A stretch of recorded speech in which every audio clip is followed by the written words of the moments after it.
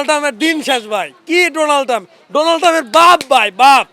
এটা হচ্ছে Kim Jong উন ভাই। এবারের কোরবানির পশু নিয়ে সব আলোচনা যেন মহিষ ট্রাম্পকে ঘিরেই। বাংলাদেশের সীমানা ছাড়িয়ে এই আলোচনা এখন বিশ্ব গণমাধ্যমেও। তবে ট্রাম্পের পর এবার বাংলাদেশের পশুর হাটে দেখা মিলল মহিষ কিম জং উনের। ট্রাম্প আর কিম জং উন একই জাতের মহিষ। উত্তরার দিয়াবাড়ি হাটে এখন আলোচনার কেন্দ্রে আছে এই গোলাপি মহিষটি।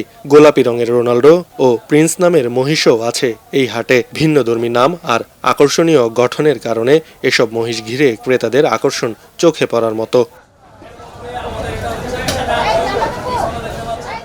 অন্যদিকে উত্তরার এই হাটে সবচেয়ে বেশি আলোচনায় রয়েছে বাদশা নামের একটি বিশাল আকৃতির গরু।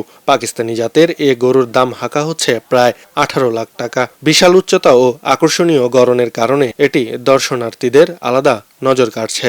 ও হচ্ছে একটা উলবাড়ি সিব্বি জাতের গরু। বেসিক্যালি এই জাতটা আসলে পাকিস্তানে হয়, তো ইন্ডিয়াতেও পাওয়া যায়, আমাদের দেশের না। আর উলবাড়ি সিব্বির বৈশিষ্ট্য হচ্ছে ওর হাইটের জন্য এই গরুটা আসলে এত ফেমাস। আর ওর নাম আমরা দিয়েছিলাম বিটা, বেসিক্যালি। তো বিটা বলেই আমরা ডাকতাম। এখানে আসার পরে আসলে ওর লুকস অ্যান্ড অ্যাপিয়ারেন্স এই সব দেখে, আর ওর যে মেইন কেয়ারটেকার আমাদের ইউনুস ভাই, তো ওকে আদর করে বাদশা বলে ডাকা শুরু করলো। তো সেক্ষেত্রে সবাই দেখা যাচ্ছে বাদশা বলে ওইটাই ফেমাস হয়ে গেছে। তো এখন দিয়াবাড়ি হাটের সবচেয়ে বড় গরু হচ্ছে ও বাদশা। আমরা ওর আস্কিং প্রাইস হচ্ছে 18 লাখ টাকা। মানে আমাদের সাথে এই দামে ইনশাল্লাহ কারো হয় তো ওর সাথে আমরা একটা বুট্টি গরু, একেবারে পিওর বুট্টি গরু আমরা গিফট হিসেবে দিচ্ছি। এদিকে কৃত্রিম উপায়ে মোটা তাজা করা পশু চেনার বিষয়ে সচেতন করেছেন খামার সংশ্লিষ্টরা। একজন ভেটেরিনারি চিকিৎসক জানান, অতিরিক্ত ফোলা শরীর, অস্বাভাবিক হাঁটা কিংবা শরীরে পানি জমে থাকার মতো লক্ষণ দেখলেই সতর্ক হতে হবে। সুস্থ ও স্বাভাবিকভাবে পালন করা পশু কেনার পরামর্শ দেন তিনি।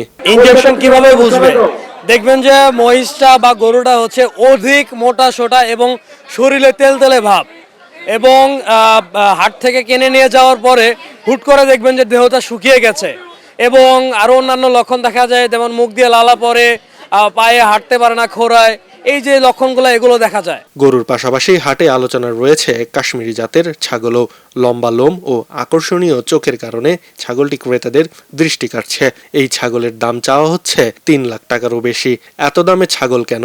এ প্রশ্নের জবাবে মালিক জানান, 5 লাখ টাকা লাগে একটা মেকো পাখি। তাহলে ওই মেকো পাখি কেন 5 লাখ টাকা দিয়ে নেই বলেন ভাই? সৌন্দর্য, এটা আসলে সৌন্দর্যের দাম। 3 লাখ টাকা দিয়ে একটা গরু কিনলে পাওয়া যাবে 10 মণ মাংস, আর এটার আপনি 50 কেজি মাংস পাবেন।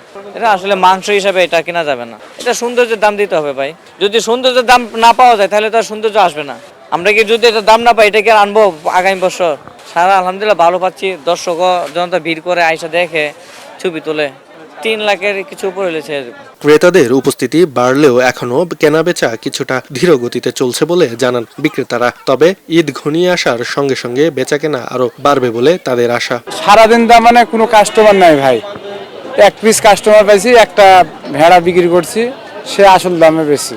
তবে বৃষ্টির কারণে হাটে পানি জমে ভোগান্তি বাড়ছে। এতে যেমন ক্রেতা বিক্রেতারা দুর্ভোগে পড়ছেন, তেমনি কষ্ট পাচ্ছে পশুগুলো। সব মিলিয়ে রাজধানীর 26টি পশুর হাটে এখন জমে উঠেছে কোরবানির পশু কেনা বেচা। গত 24 মে শুরু হওয়া এই বেচাকেনা চলবে ঈদের দিন পর্যন্ত। আব্দুল্লাহ আল বাকি, খবরের কাগজ। খবরের কাগজ, নিখাদ, নির্ভীক, নিরপেক্ষ।